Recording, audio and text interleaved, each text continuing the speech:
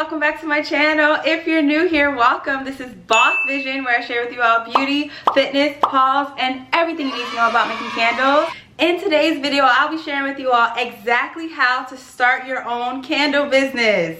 I will be sharing all of the materials that you need to get started. Make sure you stay till the end because I'm exposing exactly how much it took for me to get started myself. I am being transparent with you guys here, exactly how much it cost for me, because I have seen a few videos where people are saying it only takes $500, but to be honest with you, it takes a little bit more than that. So definitely stay tuned for the video. If you do like videos like this, please make sure you give it a thumbs up and definitely subscribe so you don't miss out on anything else that I post. All right, let's just jump right into it. Okay, the first thing you're gonna need is a pouring pitcher. This is a 4-pounder pouring pitcher. It's super important for you guys to have something to melt your wax in that is durable and long lasting. I would highly recommend getting one of these from Amazon. I'll link it down below.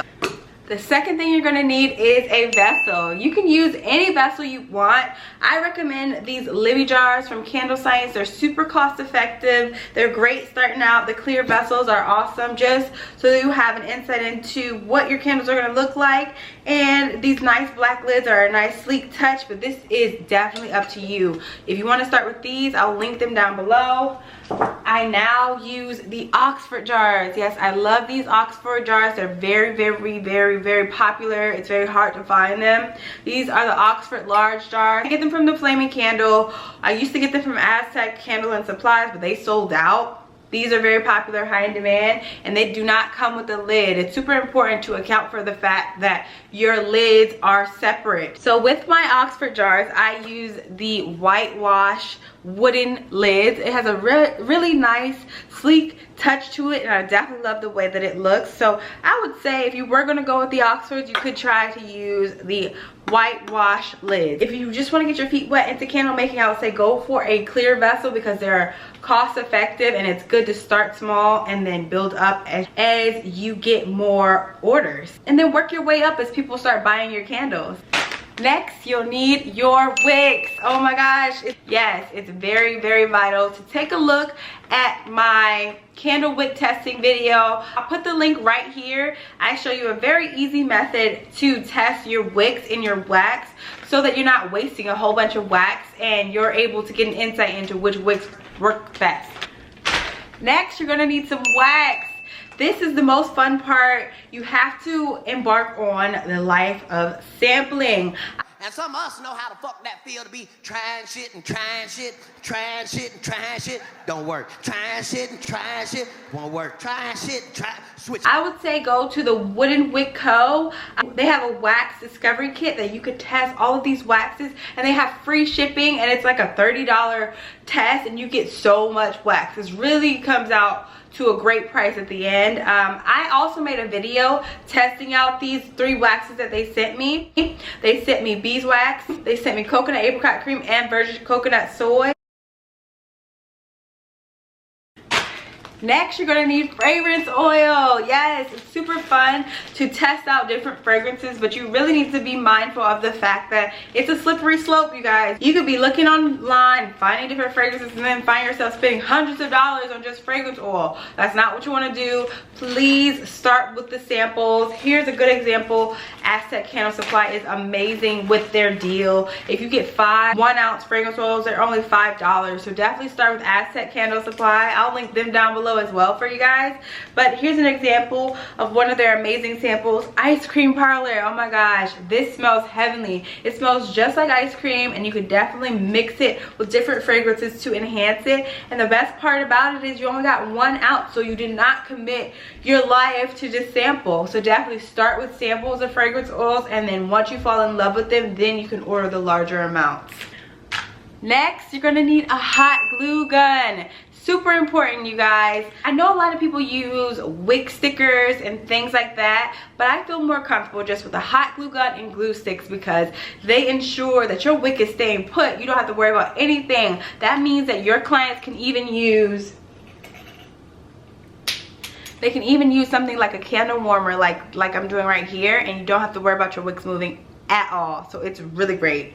Next, you're gonna need a thermometer and you're gonna need masking tape. Super important. I wanted to put these together just so you can get an insight into what you're supposed to be doing here. So if you fail to plan, you plan to fail, okay? So with this masking tape, you're going to need to write down every one of your recipes. The best recommended things to put on your masking tape so you're prepared. You need to keep track of the temperature that you're melting your wax to, and keep track of the temperature that you're pouring your wax at. And I also have a link down below of a great melt point chart as well as a pouring point chart. Each of these charts has 6 different waxes. So the melt point chart has soy wax, paraffin wax, beeswax, cocoa apricot cream, virgin coconut soy, and a coconut hybrid. That way you'll have insight into what temperature you're supposed to melt your wax to, as well as when you're supposed to pour it. Because for certain waxes, you're supposed to pour it a little bit later than when you melted the wax. And then even there's certain waxes where you're supposed to add the fragrance in a little bit later than how hot you got your wax to. Next, you're gonna need skewers and clothespins. This is super important when you're starting out, just to get a feel for how you're leveling out your wicks inside of your vessels. Just grab some skewers and clothespins and you could just roll your wicks down and then clip them down to center them. All right, guys. You're gonna need a boiling pot. This thing, I know it looks worn out, I know it looks worn, but guys, you're gonna need it for your melting wax. What you should do is the double burner method. I'll include a clip right here so you'll see exactly how that goes. But what you do is you take your little pot here and you add just a little bit of water, not too much because you don't want it to splash back too much, and you let it boil, and then you add your pouring pitcher inside, and then you melt the wax down that way. In doing so, you're incorporating the double burner method, which works very well when you're starting out fresh. Next, you're gonna need scissors and a wig trimmer. These are super important. There are gonna be so many different packages you're gonna need to open, so these scissors will get you where you need to go. And then it is very important to cut your wigs down to 1/4 inch in order to ensure a very good clean burn. So you definitely need wig trimmers. Scissors are not gonna get you what you need, because as you can see, these wig trimmers, they trim at an angle, and these scissors just trim straight. So these will not be able to get low enough. You need to get all the way down to 1/4. So definitely grab you some wig trimmers as well. Next, you're gonna need a candle making scale and some parchment paper.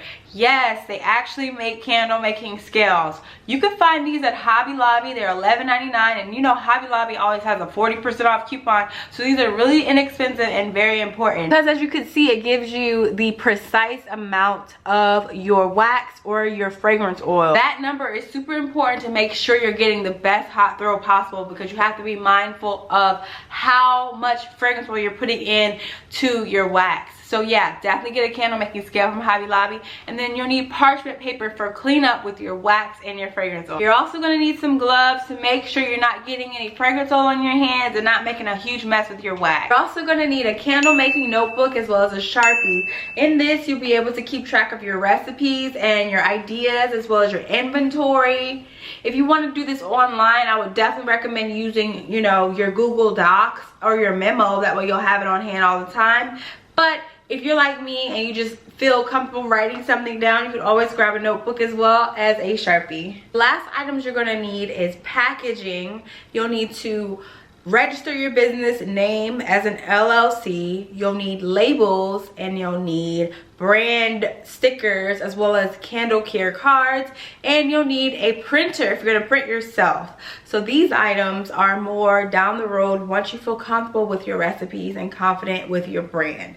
I would highly suggest you start off with the items listed in the beginning, just so that you get a feel for what it takes and get comfortable with making candles and comfortable with making them well, and then move forward to the business side of it. So I do truly hope all of these tips helped you guys and feel confident and excited to get started making candles. I'll also link down below a checklist with everything that I mentioned in this video, so that you could use this whenever you're going through and purchasing your items, because that was definitely something I really wish I would have had, just a checklist of everything you need instead of having to write it all down myself or watching other people's videos. So I'll have that down in the link down below. It's completely free. Just click on the Amazon link, and the template will just pop up on visionofvoice.com.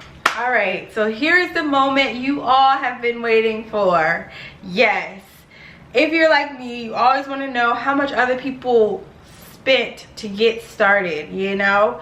And I'm gonna let you know, I'm gonna be completely 100% completely transparent with you guys.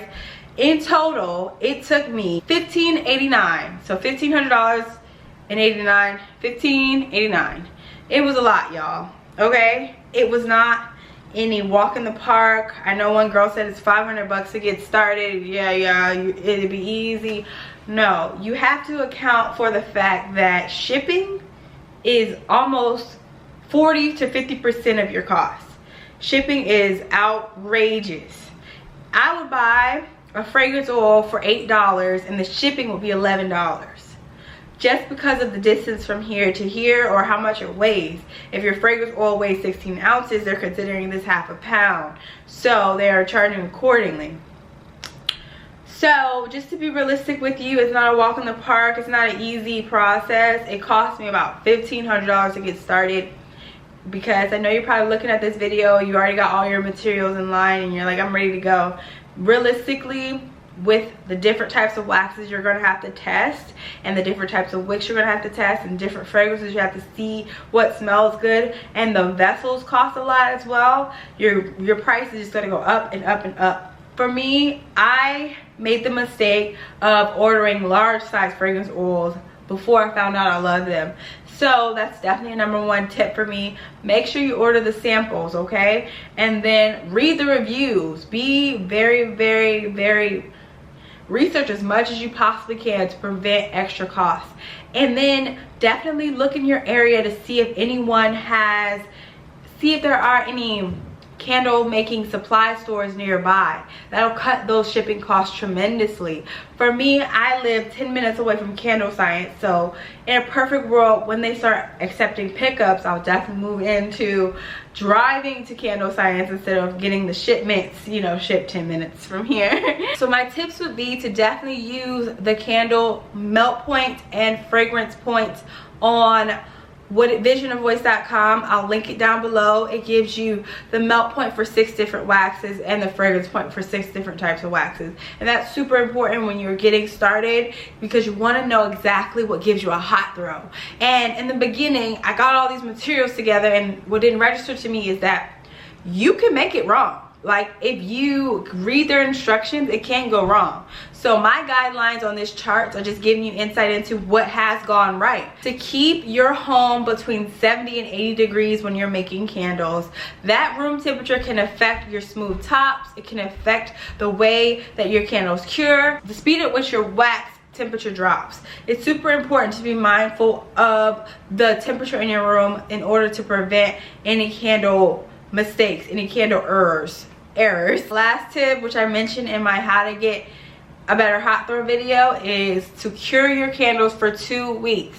As a brand new candle maker, you need to be mindful of the fact that your candles need to cure, especially since you just started making them. You need to wait to give it the best chance to get a good hot throw. Because for me in the beginning, I didn't wait. I waited like 2 days and I lit them and I was really upset. But honestly, that will cut costs tremendously too, because I'm pretty sure that some of the candles that I made back then had an amazing hot throw. I just wasn't patient. So be patient, take your time, have fun with it. Ask your friends what they think of your candles. Ask your family what they think of your candles. But ultimately rely on your personal intuition on which candles you're ready to ramp up and sell. And I hope you enjoyed this video. If you did, please make sure you give it a thumbs up. And definitely subscribe so you don't miss out on anything else that I post. Alright, I hope you enjoy the rest of your day, your week. Just live in your moment and love life. Okay, bye.